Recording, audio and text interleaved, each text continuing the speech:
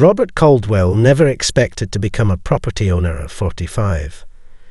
Having spent most of his adult life in the city working as an environmental lawyer, the news of his uncle's passing came with the surprising inheritance of a 15-acre parcel of land with a pristine 6-acre lake nestled in the foothills. The property bordered a relatively new suburban development called Lakeside Estates, despite none of the homes actually having access to the lake that gave the neighborhood its name. Upon first visiting the property, Robert was struck by its natural beauty. The lake, crystal clear and teeming with fish, was surrounded by mature oak trees and wild grasses. His uncle had maintained a modest cabin on the northern edge, which Robert immediately envisioned restoring as a weekend retreat from his demanding career. As he walked the property line, he noticed several informal paths worn into the grass from the adjacent housing development leading directly to the lake's shore. Even more concerning, there was an impromptu parking area where about a dozen cars were parked near the lake's eastern edge. Robert frowned, checking the property survey documents he brought along. According to the paperwork, his property extended well beyond where these cars were parked. He took several photos with his phone, documenting the vehicles and their license plates. As he continued his exploration, Robert discovered remnants of a recent gathering, discarded plastic cups, food wrappers, and even a broken folding chair abandoned near the water. His environmental lawyer instincts flared at the blatant disregard for this pristine ecosystem. The lake itself was a small miracle, self-sustaining, fed by natural springs, and home to several species of native fish that his uncle had carefully maintained for decades. In the cabin, Robert found his uncle's meticulous journals detailing the property's history. Thomas Caldwell had purchased the land in the early 1980s, long before any development existed in the area. The journals chronicled his efforts to restore the lake's ecosystem after years of agricultural runoff had nearly destroyed it. There were entries about stocking fish, planting native vegetation, and creating habitat for local wildlife. One journal entry from 3 years ago caught Robert's attention. Representatives from Majestic Homes visited again about purchasing lake access for their new development. Offered $50,000 for an easement. Declined. This lake couldn't sustain that kind of traffic and remain healthy. 2 months later, another entry. New homes going up across the eastern boundary. They're calling it Lakeside Estates. Ironic, since they have no lake access. Sales agent approached me informally at the general store, suggested we could have a neighborly arrangement for occasional lake use. I made it clear the lake is private property. Robert closed the journal, a sense of unease growing. In his uncle's desk drawer, he found a folder labeled Trespassing Incidents, containing several letters his uncle had sent to the Housing Developments Management Company, all politely but firmly requesting that residents respect his property boundaries. The most recent letter was dated just 3 months before his uncle's passing. With a deep sigh, Robert realized he'd inherited not just a beautiful piece of land, but also an ongoing problem. As the sun began to set over the lake, casting golden reflections across the water, he made a decision. He would honor his uncle's legacy by protecting this special place, whatever that might require. The following weekend, Robert arrived with supplies to begin cabin renovations. To his surprise, he found the makeshift parking area filled with cars, and approximately 20 people scattered around his lake, fishing, picnicking, and even swimming. One family had set up a large canopy and was hosting what appeared to be a birthday party. Confused and somewhat irritated, Robert approached a middle-aged man who seemed to be supervising children swimming. "Excuse me, I think there's been a misunderstanding. This is private property," Robert explained politely. The man laughed. No, this is Lakeside Estates Community Access. We all pay HOA fees for lake privileges. I'm afraid that's incorrect. I recently inherited this property from my uncle, and this entire lake is part of my land. The conversation grew heated as more neighbours gathered around. Eventually, a woman identified herself as Sandra Collins, the HOA president. She insisted that the previous owner had a gentleman's agreement allowing residents access to the lake, and that it was included in their HOA marketing materials. Robert remained firm but civil, explaining he would need to look into the legal status of the property and any existing agreements. As he walked away, he overheard Sandra telling the group not to worry, that city folks never stick around, and they'd been using this lake for years. Back at the cabin, Robert's renovation plans were put on hold as he placed calls to the county recorder's office and his law firm. The property boundaries were clearly defined in the deed, confirming what he already knew: the entire lake and surrounding land belonged to him, with no recorded easements or access agreements. As evening approached, Robert walked the property again. The birthday party had finally dispersed, leaving behind balloons tangled in tree branches, plastic silverware scattered near the shore, and a half-submerged cake box floating in the shallows. He spent an hour collecting trash, filling 2 large garbage bags. Near sunset, a pickup truck pulled up to the makeshift parking area. Robert watched as an elderly man stepped out, fishing rod in hand, and made his way to the shoreline. Unlike the earlier crowd, he moved carefully, respectfully through the natural space. "You must be Thomas's nephew," the man called as Robert approached. "I'm Bill Henderson. Your uncle and I fished together for nearly 20 years. Over the next hour, Bill shared stories about Thomas Caldwell's dedication to the lake. He explained how the neighbourhood dynamics had changed 3 years ago when Lakeside Estates was completed. "Your uncle had a soft spot for the kids and a few of the respectful neighbours like me," Bill admitted. He'd allow occasional fishing from this one spot. But then that HOA president started telling new home buyers they have full lake rights. Thomas sent cease and desist letters to the development company, but they kept advertising lake privileges to sell those overpriced houses. Bill shook his head sadly. Last summer, they started holding big gatherings without even asking. Nearly broke your uncle's heart to see how they treated this place. He was planning to fence the whole property line before his health took a turn. As darkness fell, Robert walked Bill back to his truck. "I appreciate you sharing that history," Robert said. "Did my uncle ever give written permission to anyone?" "Not a chance," Bill replied firmly. "Thomas was an old-school handshake man with friends like me, but he made it crystal clear to that HOA that they had no legal right to be here. He kept copies of everything. You might want to check his filing cabinet." Robert nodded, a plan already forming in his mind. "I think I will." Over the next 2 weeks, Robert conducted thorough research. His attorney confirmed that his uncle had full ownership of the property with no formal easements, agreements or rights granted to the neighbouring development. The property line was clearly established, running approximately 50 feet from the lake's shoreline on the side facing the housing development. Further investigation revealed the HOA had been advertising exclusive lake access as a selling point for years without any legal right to do so. The real estate company that developed Lakeside Estates had initially approached Robert's uncle about purchasing access rights, but no deal was ever finalized.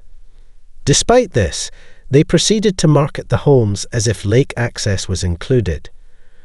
Robert also discovered that his liability insurance wouldn't cover incidents involving unauthorized visitors, creating significant legal exposure should someone be injured on his property.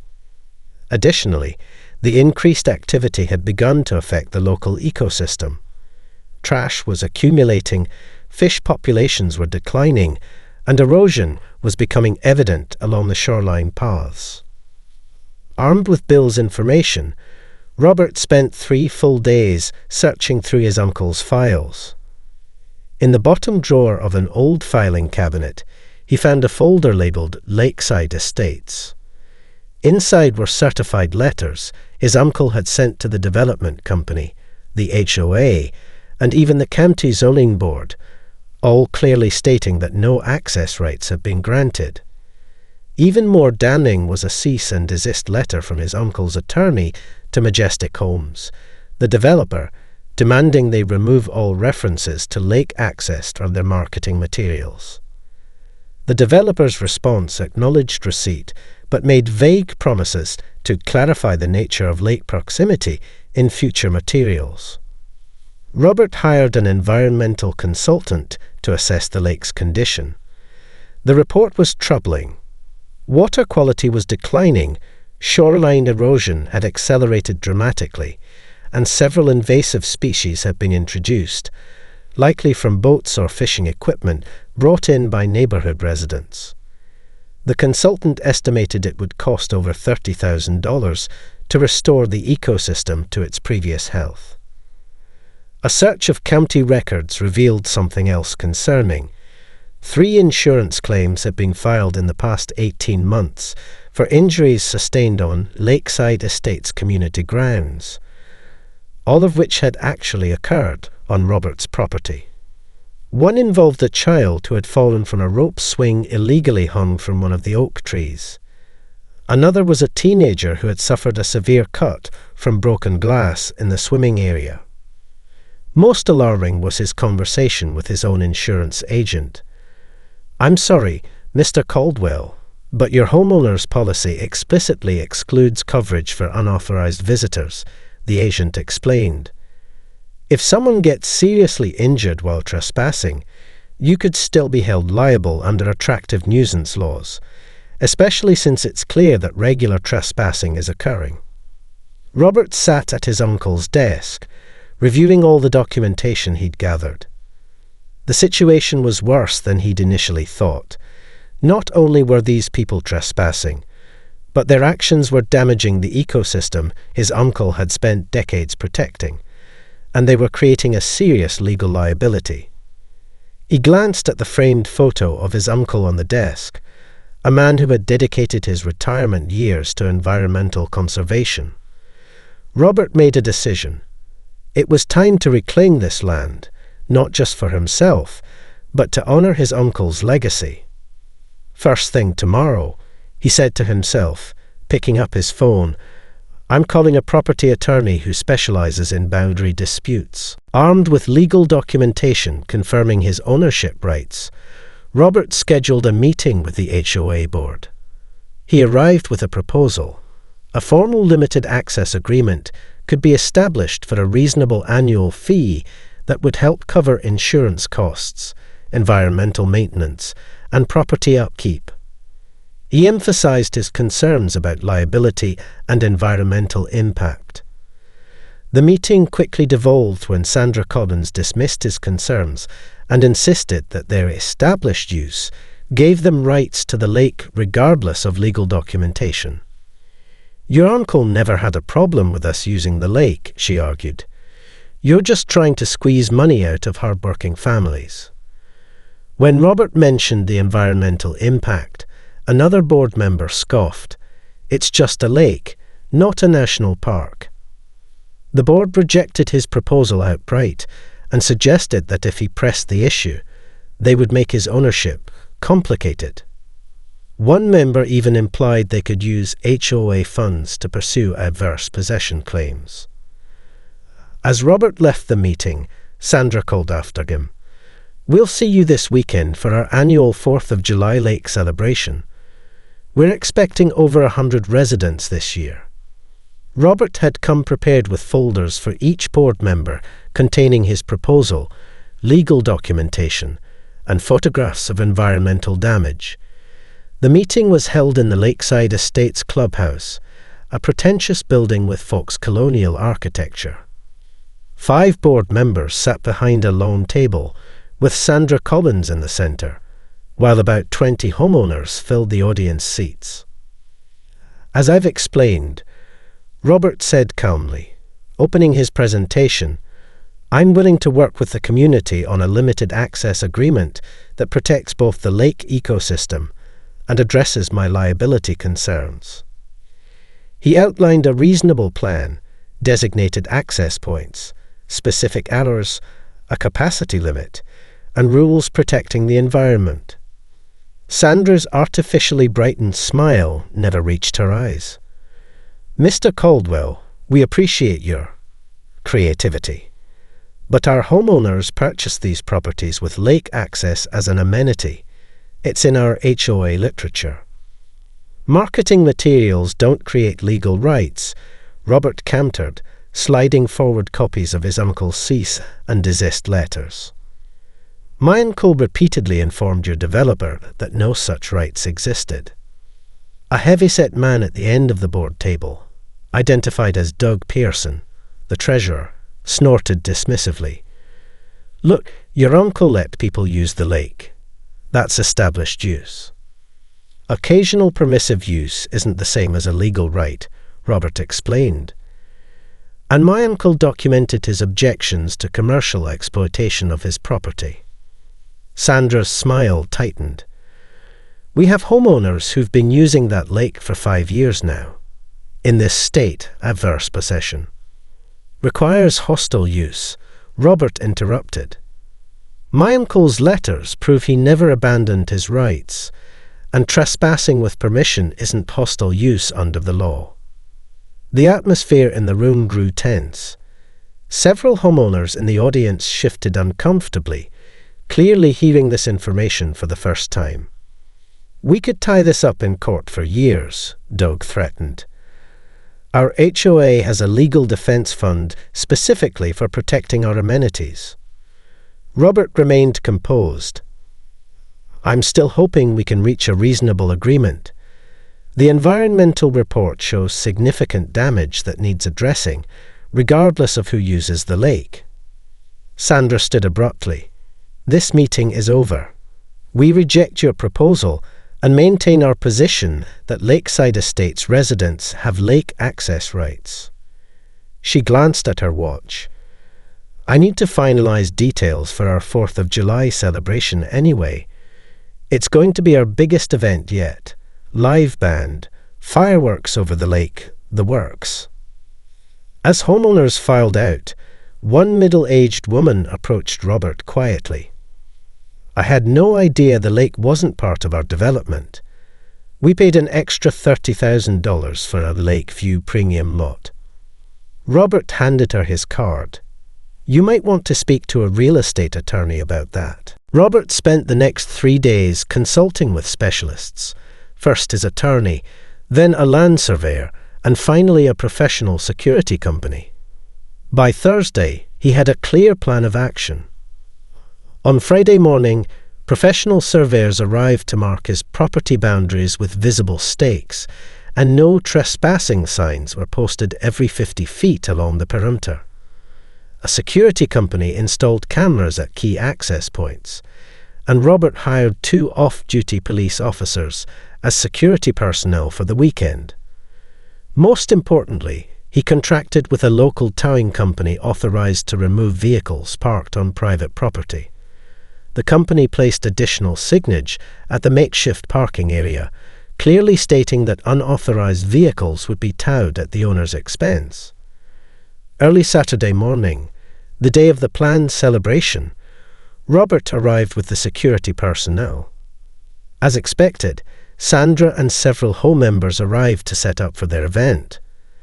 They were immediately informed that they were trespassing on private property and would need to leave.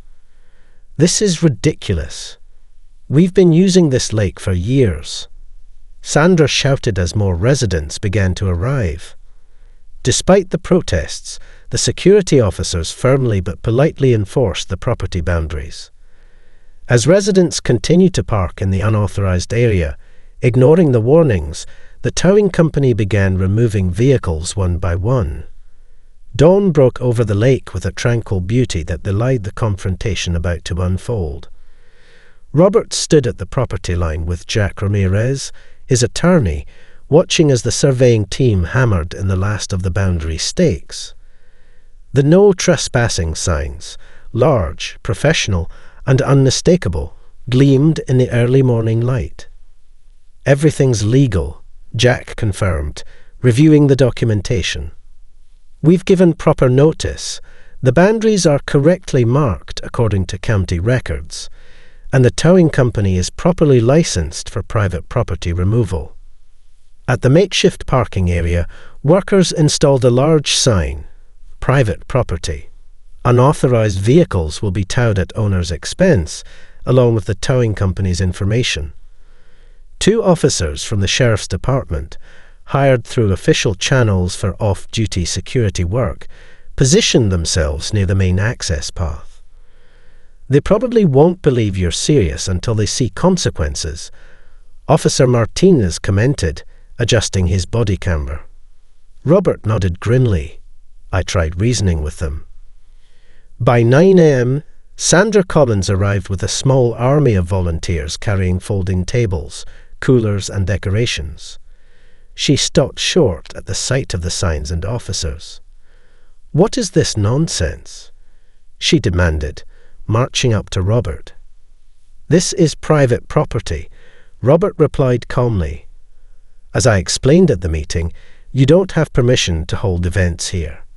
Sandra's face flushed red. "We've been planning this for months. People are already on their way." "I understand that's frustrating," Robert said, "but you were clearly informed of the legal situation." "We'll just go around these ridiculous signs," Sandra snapped, gesturing for her volunteers to proceed. Officer Martinez stepped forward. "Ma'am, you've been informed this is private property. Continuing onto the property constitutes criminal trespass." The towing company's trucks arrived and positioned themselves near the access road as the first wave of residents began parking in the makeshift lot, ignoring the newly posted signs. Within minutes, the first confrontation erupted as a tow operator hooked up to a gleaming SUV. Its owner, a man in crisp khaki shorts and a polo shirt, came running from the lake path. "What the hell do you think you're doing?" he shouted. Towing an unauthorized vehicle from private property, the operator replied flatly, handing him a card with information on where to retrieve his vehicle and the applicable fees. Word spread quickly. Some residents turned around after seeing the commotion, but others, encouraged by Sandra's defiant stance, continued to park and head toward the lake. Each vehicle was promptly hooked for towing. By noon, the scene had become chaotic. Sandra had called the local police, who arrived to find properly posted signs, legal documentation of ownership, and off-duty officers following proper procedure. After reviewing the situation, the responding officers confirmed that Robert was within his rights. "This is a civil matter regarding property boundaries," the senior officer explained to the gathered crowd. "The property owner has provided legal documentation. If you believe you have legal access rights, you'll need to address that through the courts." The fight was immediate and heated. By mid-afternoon, over 30 vehicles had been towed, the celebration was cancelled, and several residents had called the local police to complain. When officers arrived, they reviewed Robert's documentation and confirmed his legal right to remove trespassers and unauthorized vehicles from his property. The local news picked up the story, framing it as a David versus Goliath tale. A single property owner standing up to an overbearing HOA that had misrepresented amenities to homeowners for years. In the following days, several homeowners, now aware they had been missold by the HOA and real estate company, initiated legal action against both entities. 3 months later, a resolution was finally reached. The real estate company that had developed lakeside estates faced significant legal consequences for their fraudulent marketing. The HOA board, including Sandra, was forced to resign amid the scandal. The new HOA board approached Robert with a much more reasonable proposal. They acknowledged his ownership rights and offered to purchase a limited access easement for a specific section of the shoreline. The agreement included funds for environmental restoration, maintenance, and proper facilities to minimize impact. Robert agreed to the new terms, using most of the easement fees to establish a conservation trust for the lake. He completed renovations on his uncle's cabin and found himself spending more time there than at his city apartment. The controlled access point developed under the new agreement actually enhanced the property, with proper paths and facilities that protected the natural environment. As for the Lakeside Estates community, they finally had legitimate, though limited, lake access, properly insured, environmentally responsible, and honestly represented in their HOA documents. And Robert discovered that when boundaries are clear and respected, being a neighbour isn't so bad after all.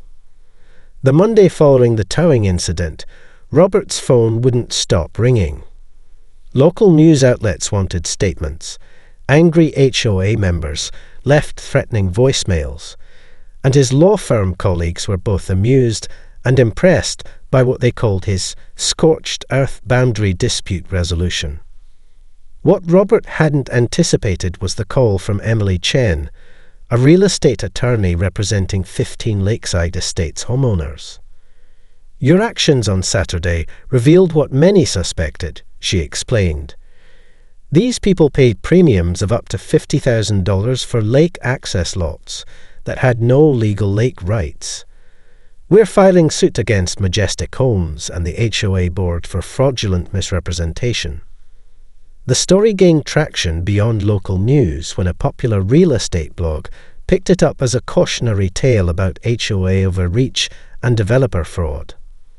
By Wednesday, the County District Attorney's Office announced an investigation into Majestic Homes' marketing practices across multiple developments. Sandra Collins resigned from the HOA board the following week, citing personal reasons. 3 other board members followed shortly after. The remaining homeowners called an emergency meeting to elect new representatives. Robert attended that meeting at the invitation of Bill Henderson, his uncle's old fishing friend. To his surprise, he received not hostility but cautious respect from most attendees. "We're not all entitled jerks," explained Diane Whittaker, a retired teacher elected as the new HOA president. "Most of us bought here because we loved nature and wanted to live near water. We just didn't realize we were trespassing." Over the next 2 months, Diane and Robert worked with attorneys to craft a formal agreement. The HOA would purchase a limited easement for $100,000, granting homeowners access to a designated section of shoreline during daylight hours. The agreement included strict environmental protections, capacity limits, and a shared maintenance fund. Robert used the bulk of the payment to establish the Thomas Caldwell Lake Conservation Trust, ensuring the lake would be protected in perpetuity. He also built a proper access path, a small dock, and a pavilion in the designated area. 6 months later, Robert sat on his cabin porch with Bill, watching a family teaching their children to fish from the new dock. "Your uncle would have approved," Bill said, nodding toward the scene. He never minded sharing the beauty. He just wanted it respected. Robert smiled. "I think we finally found the right balance." The lake sparkled in the afternoon sun, cleaner and healthier than it had been in years. The new arrangement had transformed his inheritance from a source of conflict to a model of cooperation. Sometimes, Robert reflected, you needed to enforce boundaries clearly before you could build proper bridges.